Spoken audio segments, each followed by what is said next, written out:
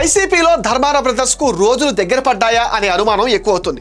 శ్రీకాకుళం జిల్లాకు చెందిన ధర్మాన బ్రదర్స్ ఆ పార్టీకి జిల్లాలో పెద్ద దిక్కుగా ఉంటున్నారు. పార్టీ అధికారంలో ఉండగా ఇద్దరికి మంత్రి పదవిని చెరుసగం చొప్పున పంచిపెట్టారు. ఓడిపోయిన తర్వాత మాజీ ఉప ముఖ్యమంత్రి ధర్మాన కృష్ణదాస్ జిల్లా అధ్యక్ష పదవి అప్పగించారు.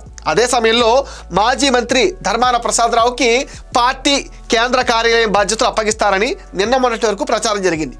అయితే తాజాగా వైసీపీలో చోటు చేసుకున్న పరిణామాలతో ధర్మాన బ్రదర్స్కు షాక్ ఇచ్చేలా పార్టీ అధిష్టానం అడుగులు వేస్తుందని చెప్పాల్సి వస్తుంది. జగన్ పుట్టినరోజు సందర్భంగా జిల్లా అధ్యక్షుడి హోదాలో ఉన్న కృష్ణదాస్ పార్టీ శ్రీకాకుళం పార్లమెంట్ నియోజకవర్గ ఇన్ఛార్జ్ తమ్మినేని సీతారాం వయసు అయిపోయిందని ఆయనను తప్పించి కొత్త వారికి అవకాశం ఇస్తున్నట్లుగా ప్రకటించారు. కృష్ణదాస్ సీతారాం వయసు ఇంచుమించు ఒకటే ఉంటుంది. ఇద్దరు 70 ఏళ్ల వయసులోనే ఉన్నారు. అయితే సీతారాం వృద్ధుడని సరిగా పనిచేయటం లేదని చెప్పిన కృష్ణదాస్ తాను మాత్రం రాజకీయాల్లో కొనసాగుతానని చెప్పడంపై పార్టీలో ఒక వర్గం బగ్గుమంది. కృష్ణదాస్ ప్రకటన జిల్లాలో తమ సామాజిక వర్గాన్ని తొక్కేయడమే అంటూ యూట్యూబ్ స్టార్ దువ్వాడ శ్రీనివాస్ నుంచి ఇతర నేతలు అంతా కృష్ణదాస్ పైన విమర్శలు గుప్పించారు. ఈ సెగతో వైసీపీ అధిష్టానం కూడా అప్రమత్తమైంది. కృష్ణదాస్ మాటకు విలువ లేదని సంకేతం ఇచ్చేలా పార్టీ పార్లమెంటరీ కోఆర్డినేటర్గా సీతారాం ఉంటారని స్పష్టం చేసింది.